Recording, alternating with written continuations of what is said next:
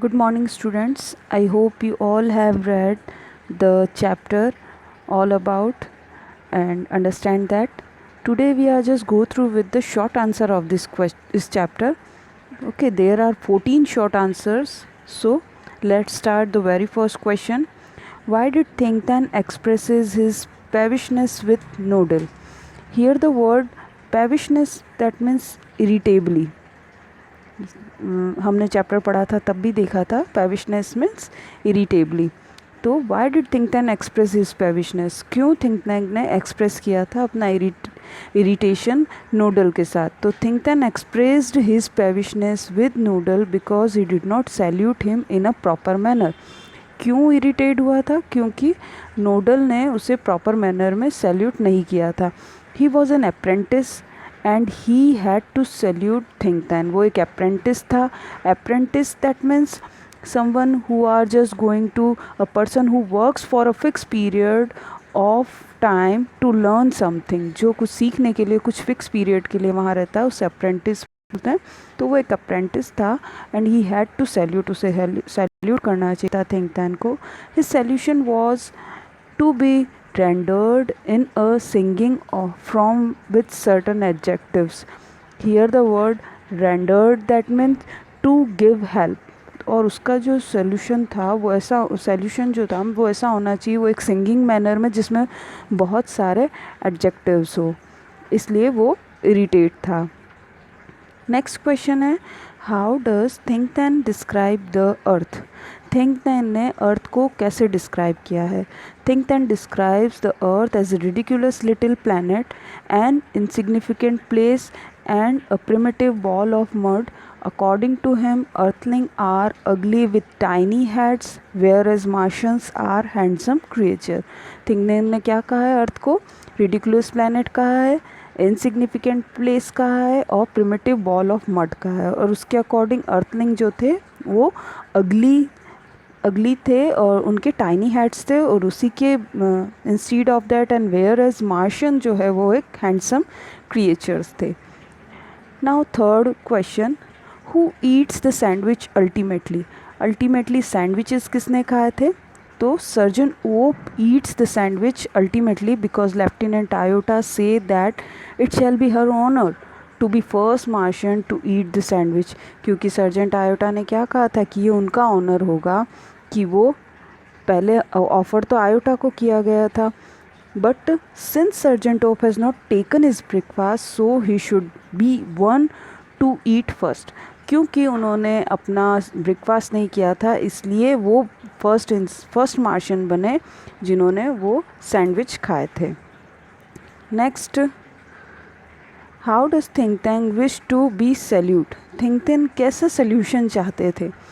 Think tank wishes to be salute like this, O great mighty Thinktan, ruler of Mars and his two moon, most powerful intelligent creature in the whole universe। इतने सारे adjective लिए हुए वो ऐसा salutation चाहते थे सबसे। What does Oop think about the library? Library को लेके ओप ने क्या सोचा था?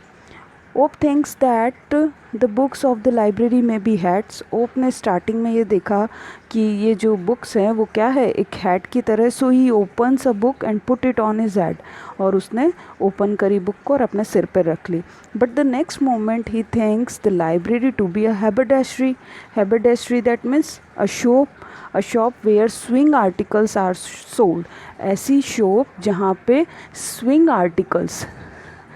पे स्विंग के जो आर्टिकल्स हैं वो सोल्ड किए जाते हैं। Next, how does the picture of Humpty Dumpty look like? Humpty Dumpty की पिक्चर कैसी लगती थी? The picture of Humpty Dumpty looks like Think Tank. वो थिंकटैन की तरह थी। Why it is so? Because he has a huge egg shaped head, so it is quite apparent that he is bulky and short statured। Here the word apparent seems to be real. Okay, apparent that means seems to be real, bulky that means large and heavy, and statured that means having a specific appearance. Means वो कैसा दिखता था? Humpty Dumpty की तरह ही दिखता था। उसका थिंकटैन का भी जो हेड था वो एक शेप्ड था और बड़ा था। सो the picture of Humpty Dumpty looks like a think tank. Next question, what question does think tank ask the mirror? Mirror से think tank कौन सा question पूछता?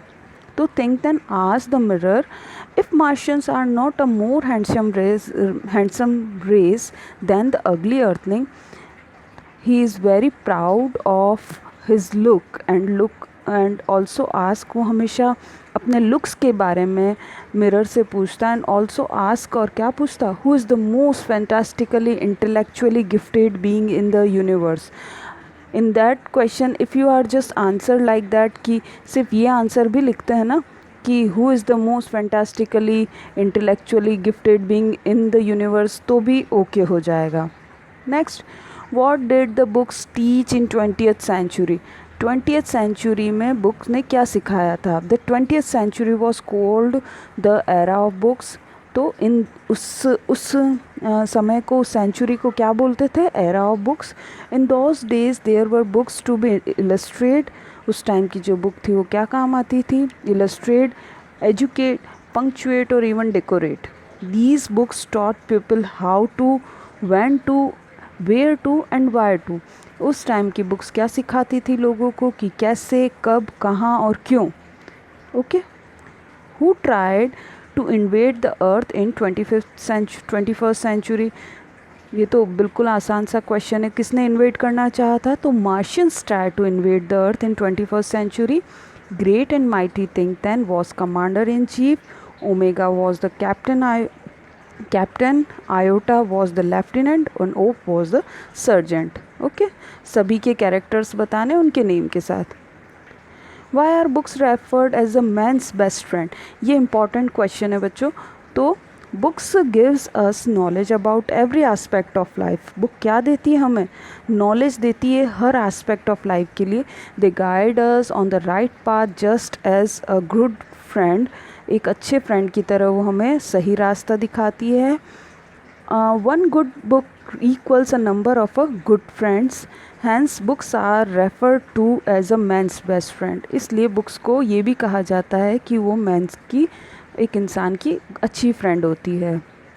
What has think tank thought about magnificent brilliance?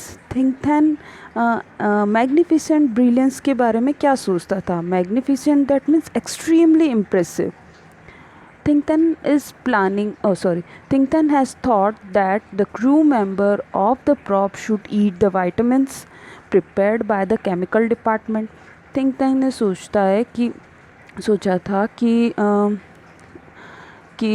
Crew member ने जितने भी थे और of the prop, उन्होंने जो कि केमिकल डिपार्टमेंट ने बनाई थी of Mars to increase their intelligence, उनके इंटेलिजेंट को इंक्रीज करने के लिए. After taking them the meaning of sandwich will unfold slowly. तो वो उन्होंने क्या सोचा था कि जैसे ही वो वाइटामिन्स खाएंगे और वो सैंडविच के मीनिंग को अनफोल्ड कर लेंगे slowly. What is Think Tank planning about the earth? Think Tank earth के बारे में क्या प्लानिंग कर रहे थे? Think Tank is planning to launch an attack on the earth. He intends to put it under his rule and for this purpose he send his crew to the earth. उन्होंने क्या एक attack launch करा था अर्थ के लिए और वो चाहते थे उसे अपने रूल में, अपने अंडर कर ले अर्थ को, और इस पर्पज़ के लिए उन्होंने एक क्रू भेजा था अर्थ पे. He has the ambition to rule over the earth. और उसका क्या एम्बिशन था? अर्थ पे रूल करना. Why is Think Tank space crew puzzled on the earth? Space crew क्यों पजल्ड था अर्थ पे? Because they have never seen things like books on any other planet. क्योंकि उन्होंने बुक्स की तरह और कोई भी चीज़ किसी और प्लानट पे नहीं देखी थी. मतलब बुक्स के जैसी कोई भी चीज़ उन्होंने किसी भी प्लानट पे नहीं देखी थी. They fear that the earthling are planning an attack on them. और उन्हें क्या फियर था? कि अर्थलिंग जो है वो प्लानिंग कर रहे हैं अटैक ऑन दैम, उन पे अटैक करने का. How does Noodles suggest, last question, how does Noodle suggest to Think Tank about the books? Noodle ने थिंक टैंक को क्या सजेशन दिया था बुक के बारे में? So according to think tank, the book are sandwiches, but Noodle says that the people on the earth use them as some sort of communication device. Think tank ने तो ये बोला था कि बुक्स जो है वो सैंडविच है, बट नूडल ने ये कहा था कि अर्थ के लोग उसे सॉर्ट ऑफ कम्युनिकेशन डिवाइस की तरह यूज़ करते हैं. So he suggest Think Tank that the book should be open. इसलिए उन्होंने थिंक टैंक को क्या सजेस्ट किया था कि बुक को खोलिए and watch carefully as the earthling do, जैसा कि अर्थलिंग करते हैं. So student, these all are the questions, short answers questions of yours. Tomorrow we will just go through with the long answers. Okay, you all just do that all question answers in your notebook. I just sended you the PDF also. Okay, thank you for today.